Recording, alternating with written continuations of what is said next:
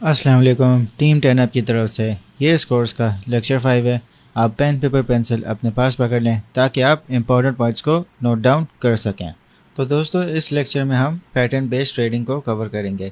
इसमें मैं आपको मुख्तलिफ़ पैटर्न्स की स्टडी करवाऊंगा और मैं आपको ऐसी टिप्स दूंगा जिससे आपका रिस्क कम होगा और आपका रिवॉर्ड बढ़ेगा। तो दोस्तों, जैसा आप देख सकते हो कि यहाँ पे मुख्तलिफ़ पैटर्न्स हैं, जैसे head and shoulders, rectangles, channels, flags, pennants, symmetrical triangle, ascending triangle, descending triangle, wedge continuation, wedge reversal, double top, double bottom, triple top, triple bottom. ये सारे मुख्तलिफ़ पैटर्न्स हैं। हम इन सबको चार्ट्स पे देखेंगे। तो दोस्तों, अब सवाल ये है कि ये पैटर्न बनता कैसे है। इसका तो कोई फिक्स क्राइटेरिया नहीं है, मगर जैसा कि हमने सपोर्ट और रेजिस्टेंस में पढ़ा था कि जहाँ भी दो पॉइंट्स मैच हो जाएंगे उसको हम सपोर्ट या रेजिस्टेंस कंसीडर कर सकते हैं। इसी तरीके से ये पैटर्न्स भी होते हैं।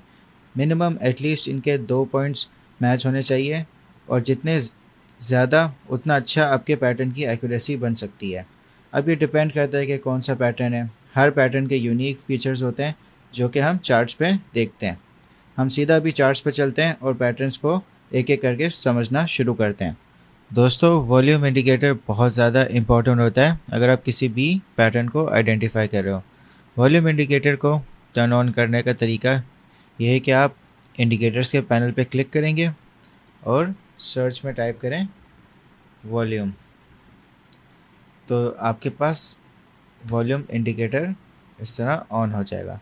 तो दोस्तों, ये आपका वॉल्यूम इंडिकेटर है। बाय डिफ़ॉल्ट आपका ट्रेडिंग व्यू में ये आपको एक्टिव मिलेगा, और फ्री वर्जन में आप इसके साथ तीन और इंडिकेटर्स यूज़ कर सकते हो। तो आप जब भी कोई पैटर्न आइडेंटिफाई करो तो आप वॉल्यूम ज़रूर देखो। तो दोस्तों, आपने इन वॉल्यूम बार्स को कैसे रीड करना है। वॉल्यूम का मतलब होता है टोटल बाइंग और टोटल सेलिंग, कि कितनी ज़्यादा मार्केट में लोगों ने पार्टिसिपेशन की है बाइंग और सेलिंग में। जो वॉल्यूम का अच्छा टाइम फ्रेम आपने देखना है वो है 1 आवर, 4 आवर और डे। ये टाइम फ्रेम्स आपके बेस्ट हैं आपको वॉल्यूम बताने के लिए कि पार्टिसिपेशन किस तरह हो रही है लोगों की। तो दोस्तों, आपने इन बार्स में कंफ्यूज नहीं होना। ये जो बार्स हैं ये आपको टोटल बाइंग और सेलिंग बता रहे हैं। जैसा कि आप देख सकते हो कि ये वाली कैंडल है और इसमें जो इसका बार है वो कितना ज़्यादा बड़ा है, क्योंकि इसमें सेलिंग भी हुई है और बाइंग भी एक साथ हुई है। मगर आप अगर ये वाली आप प्राइस एक्शन देखो कि इसमें कितना एक अपवर्ड मूवमेंट आया है, मगर आप इसका वॉल्यूम देखो कि इसका वॉल्यूम इस प्रीवियस कैंडल से कितना कम था। तो इसका मतलब है कि यहाँ पे ज़्यादातर बाइंग हुई है, सेलिंग बहुत ही कम हुई है या ना होने के बराबर हुई है। तो आपने प्राइस एक्शन को जज करने के क्या वो एक्चुअली सही एक्सप्लेन कर रहे हैं अपने वॉल्यूम के हिसाब से, तो आपको इसकी मूवमेंट की एक्यूरेसी ज़्यादा अच्छी पता चल जाएगी। तो दोस्तों, जैसा आप देख सकते हो कि इस एग्जांपल में ये रेजिस्टेंस है, ये सपोर्ट है। कि आप देख सकते हैं कि यहाँ पे रेजिस्टेंस मिली, फिर दोबारा मिली, फिर तीसरी बार मिली, फिर जब चौथी बार इसने ब्रेकआउट किया तो वो एक अनसक्सेसफुल ब्रेकआउट था। आप वॉल्यूम से देख के बता सकते हो कि आप देखोगे वॉल्यूम कितना कम है। तो दोस्तों, जब भी रेजिस्टेंस को ब्रेक अगर प्राइस एक्शन करेगा तो उसको हमेशा वॉल्यूम चाहिए होता है। अगर वो लो वॉल्यूम से ब्रेक कर रहा है तो इसका मतलब कि ये एक फेक आउट है। तो आप देख सकते हो कि किस तरह रिजेक्शन इसको मिली और ये वापस से डाउन ट्रेंड में चला गया। तो ये एक फेक ब्रेकआउट था। तो दोस्तों, आपको अपनी आंखों को ट्रेन करना है कि आप फ़ौरन किसी भी पैटर्न को देखकर समझ जाओ कि क्या पैटर्न बन रहा है। इम्पॉर्टेंट बात यह है कि सपोर्ट और रेजिस्टेंस ये बहुत ज़रूरी है ट्रेडिंग के लिए, क्योंकि इन्हीं के थ्रू आप पैटर्न्स को बनता हुआ देख सकते हो। दोस्तों, अब बात करते हैं पैटर्न्स की। हमारा सबसे पहला पैटर्न है ट्रायंगल पैटर्न्स। ट्रायंगल, जिसको नहीं पता, एक थ्री साइडेड फिगर होता है। ट्रायंगल पैटर्न्स आपको सबसे ज़्यादा कॉमन मिलेंगे मार्केट में, तभी इनसे पहले हम स्टार्ट कर रहे हैं। ट्रायंगल पैटर्न आपको इस तरह नहीं नज़र आएगा, आपको इस तरह नज़र आएगा।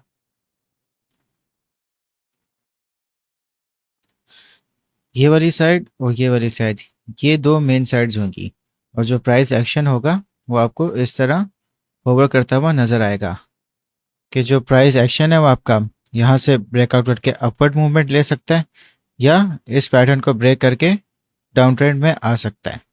तो दोस्तों ट्रायंगल पैटर्न्स 3 टाइप के होते हैं।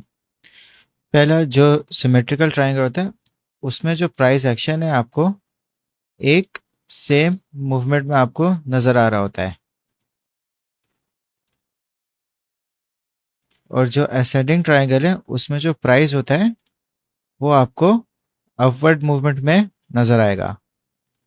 सिमेट्रिकल ट्रायंगल में आपको साइडवेज मूवमेंट मिल रही होगी, असेंडिंग ट्रायंगल में आपको अप ट्रेंड एक मिल रहा होगा। जो तीसरा पैटर्न है वो आपका डिसेंडिंग ट्रायंगल होगा कि जो इसमें प्राइस होगी वो एक डाउन ट्रेंड में होगी।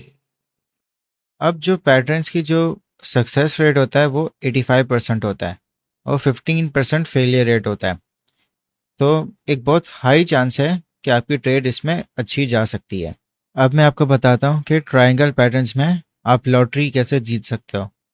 आपने देखा होगा कि यहाँ ऊपर ट्रेंड लाइन है और नीचे ट्रेंड लाइन है, तो इस साइड का क्या काम है। ये साइड आपने वैसे बनानी नहीं होती, आपने सिर्फ ये वाली ट्रेंड लाइन और नीचे वाली ट्रेंड लाइन, ये 2 ट्रेंड लाइन्स आपने बनानी होती हैं।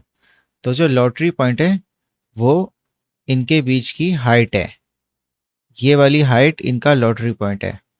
अगर ब्रेकआउट, अगर जैसे असेंडिंग ट्रायंगल ये बना हुआ है, तो अगर इसका ब्रेकआउट होता है तो ये ऊपर तक इसका, यहाँ तक आप एक पंप एक्सपेक्ट कर सकते हो जो इसकी हाइट के बराबर होगा। और अगर इसका डाउन ट्रेंड में ब्रेकआउट होता है तो इसी तरह जो इसकी हाइट है उस हिसाब से जो प्राइस होगा वो नीचे जाएगा। तो आप ब्रेकआउट्स पे बहुत अच्छी ट्रेड कर सकते हो और एक अच्छा प्रॉफिट बना सकते हो। अब दोस्तों अब हम डायरेक्ट प्राइस एक्शन पे जाते हैं और ट्रायंगल पैटर्न को बनाते हैं, और मैं आपको लॉटरी पॉइंट भी दिखाता हूँ कि ये कितना कामयाब है। जैसा कि दोस्तों आप देख सकते हो ये बिटकॉइन का 4 आवर चार्ट है और इसमें हम ट्रायंगल पैटर्न बनाते हैं। हमने पहले सपोर्ट लाइन बनानी है। अगर आप देखो कि जो सपोर्ट है प्राइस को एक बार यहाँ मिली, फिर दूसरी बार यहाँ मिली, फिर तीसरी बार यहाँ मिली, फिर 4th टाइम भी यहाँ मिली, ये इसकी सपोर्ट ट्रेंड लाइन बन गई। अब इसकी रेजिस्टेंस ट्रेंड लाइन बनाते हैं। जो रेजिस्टेंस है वो इसको यहाँ मिल रही है और फिर दोबारा यहाँ मिल रही है, तो हम एक ट्रेंड लाइन बनाते हैं जो इनकी विक्स को टच कर रही है। तो अपनी ट्रेंड लाइन को कंफर्म करने के लिए सपोर्ट और रेजिस्टेंस लाइंस भी बना लो।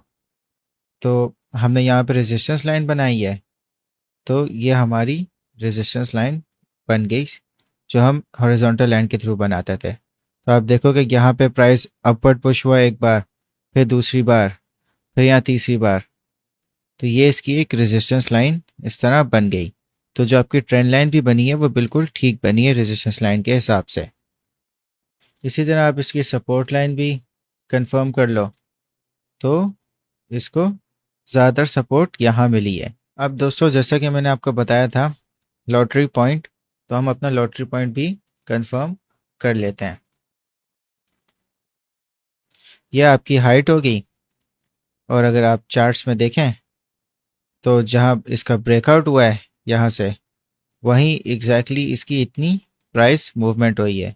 तो आपको एक बहुत अच्छा प्रॉफिट ब्रेकआउट्स पे बन सकता है। ज़रूरी नहीं है कि आपने पूरा लॉटरी पॉइंट अवेल करना है, आप अपनी रिस्क मैनेजमेंट के हिसाब से अगर आपको 50% भी आपको सही लग रहा है तो आप वहाँ पे भी एग्जिट कर लो। मगर एक ज़्यादातर एक रूल है ट्रायंगल पैटर्न्स का कि जो उनकी हाइट होती है वो उतना ही उनका ब्रेकआउट होता है।